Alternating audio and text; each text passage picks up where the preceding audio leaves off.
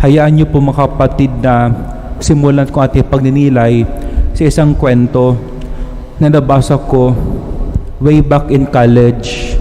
Dito pala sa Christ the King, ng college kami, yung building nasa to my right. So I read this story 20 years ago sa isa pong libro. Hindi ko siya makakalimutan kahit matagal na because it made a huge impact to my life. It's a true story ng isang Japanese Catholic priest kung paano niya nakilala si Jesus sa buhay niya. And take note, he was not a Christian before. Siya po kasi isang Japanese soldier during World War II, 1940s. At alam niyo po, the most painful bullet sa isang Japanese soldier na buhay back in World War II, hindi po the real bullet, but when they received the news that the Japanese emperor surrendered on September 2, 1945. Noong panahon, when you disseminate an information, wala pa that time na internet, that time you can hear the news through radio o yung helicopter will throw pamphlets to mountains and then mababasa ng mga Japanese soldiers at nabasa nila, nakalagay doon, leave your position, stop fighting, and surrender your arms, yung armas. Sabi niya, the moment he read the order from their officer, something died in him immediately. Kahit naglalakad daw siya sa kalsada, gumagalaw ang kanyang mga paa, katawan, pero sa loob niya patay na siya. Bakit pala? For two reasons. Kasi hindi niya matanggap na nag-surrender ang Japan. Kasi it's total against their pride and honor. For them, their honor is life for them. So when an honor is broken, as if life is broken. Pangalawa, malakas kasi ang kanilang loyal sa kanilang emperor kasi they look at their emperor like a god. So di nila ito kaya sikmurain. So kaya one time, he was so despairing, naglalakad siya sa kalsada, he really want to die, pero sa sobrang gutom, he collapsed. Pero doon sa building na yon, pagising niya, ang napasukan niya pala ay simbahang Katoliko. Inalagaan siya, ginamot, hindi siya trinato na kalaban, kundi kaibigan. And that's the start na kanyang journey. As sabi niya, the most important part of his journey is to discover who is really the true God. And that's Jesus. Kasi yung naging kanyang source ng despair, yung Japanese emperor, how come a God will surrender? Sabi niya kasi, a true God must not surrender. Tama nga. Because itong si Jesus never surrender on us. Though we are sinful, He will continue to be our rescuer. Yan po ang pahayag ng first reading at ng Salmo. God is the God of rescue. He rescued the poor. And being a God, itong Diyos ng ating sinasampalatayaan, wala siyang pinipili kung sino kanyang iligtas. Walang lugar, walang klase ng tribu o ng tao. Kahit yung Japanese soldier, hindi man siya Kristiyano, but he was saved by the Lord. In short pala, ang pag-ibig ng Panginoong Diyos, His grace is for everyone. At lahat, all of us can turn to Him. Sabi nga po sa Salmo, I hope later on you will read it again. Very beautiful ang Psalm ngayon. Sabi doon, I love you, Lord. You are my strength. Ikaw ang aking lakas. Pangalawa, sabi po Salmo, Lord, you are the rock of my refuge. Ikaw po ang sandalan, ang aking matatakbuhan. Sabi pa doon sa Psalm, the Lord is our shield. Diba sa battle, kailangan may shield kasi that will protect you from the blows. Sabi pa sa Salmo, the Lord is your deliverer. Pag sinabing deliverer, to bring us out from a bad situation. And last, sabi po sa Salmo, the Lord is our fortress. Parang malakas na bakod para yung kalaban natin hindi kagad makapasok. And for the Japanese soldier who became Catholic priest, God showed Himself, Him saving power by leading him to enter the building, which is the Catholic Church. Tayo di po mga kapatid, perhaps or in our own situation right now, in our own homes and condition, some of us we have our own experiences of being beaten and wounded by life. Pero maganda itong mga pagbasa ngayon because the readings for today is providing once again reasons to hope.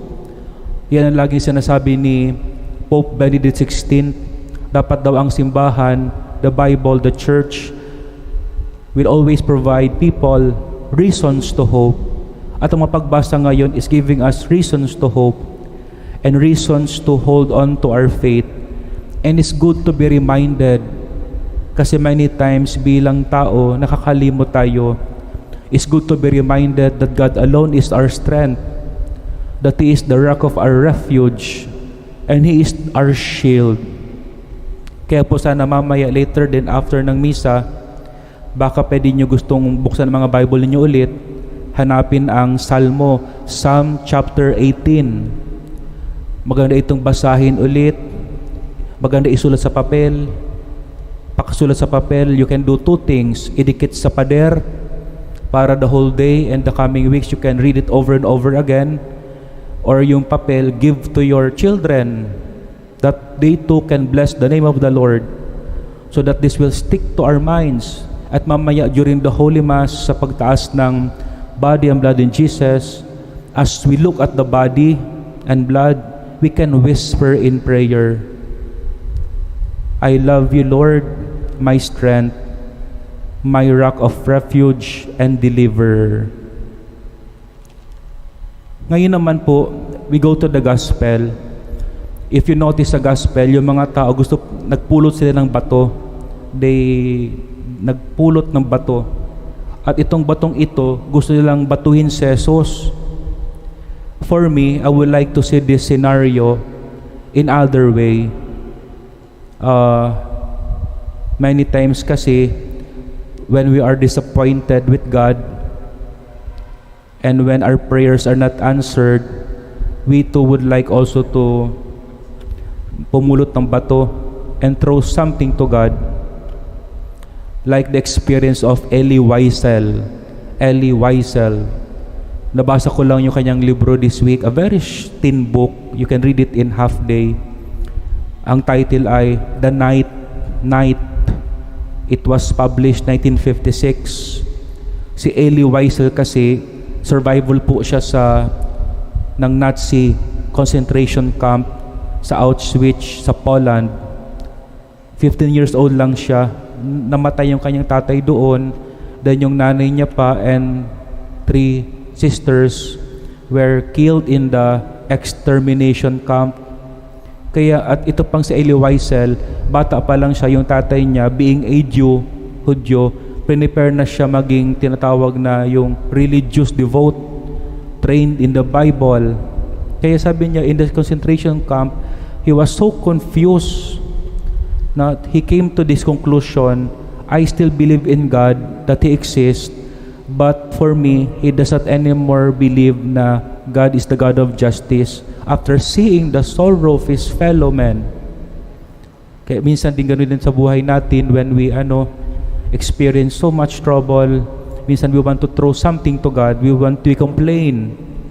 We throw our groaning. We question Him. It's okay for the Catholic Church. But one thing we should not do, to curse God. Never curse God. Yan po ang ginawa ni Job. He complained in his suffering. He groaned. Naghimutok din siya. He even questioned God, but he never came to the point of cursing God. Yung hindi sumpay ng Diyos o magsalita ng masama.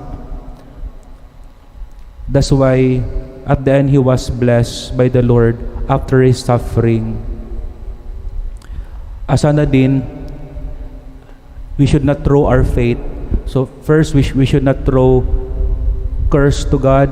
Pangalawa, in the middle of suffering, do not throw away our faith from Jesus. Especially when we are discouraged and facing problems, or when our prayers are not answered according to the time we expect it to happen. Instead of throwing stone to Jesus, the invitation to us is to, in the middle of the problem, we throw ourselves to God all the more. We throw ourselves. Naalala ko yung may mga alagang aso, natutuwa ako pag pupunta ka sa mga park ngayon sa Manila o sa mga mall, pwede magdala ng aso na eh.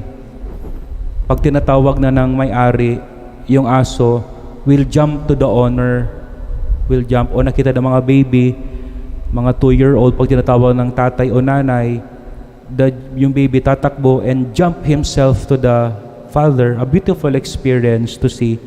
Gawin din po ang tawag sa atin, instead of throwing away our faith in the middle of problem or throwing bad words to God, we throw ourselves because He is our rescuer. Pero minsan, we don't want to throw ourselves. Ang Diyos na mismo will throw us to Himself. Gaya na nangyari po doon sa buhay ng Japanese soldier. God can do impossible things to throw us to Himself. But at the end, whatever happens to us, continue to bless the name of the Lord. And I would like to leave you yung eulogy po ng yung tatay ni John Catherine C. Di ba siya yung apo ni Henry C. who died March 18? Gusto ko basahan kayo na kanyang short clip ng kanyang eulogy sa kanyang anak. Sayang, ito palang si John Catherine C. ikakasal na sana ng April 9. But she got sick. Sabi ng kanyang tatay, bago daw i-intubate si John Catherine, nabigyan siya ng pagkataon ng Diyos na makausap siya sa huling sandali. And John Catherine said she was ready to meet Jesus. And John Catherine gave them, the family, a double thumbs up. Sabi ni John Catherine, pointed to the sky, with Jesus. Pero along the eulogy ni Henry C. Jr., sabi niya, I still cannot understand why the Lord took her home at this point in her young life. But sabi ni Henry C. Jr., but for these past days, God sent me a message to trust Him with all my heart and not to lean on my own understanding, but in everything and all my ways to acknowledge Him. And he closed his eulogy with these words, He gives, He takes. My heart will choose to say, Lord, blessed be your name. Job chapter 1, verse 21. God bless everyone.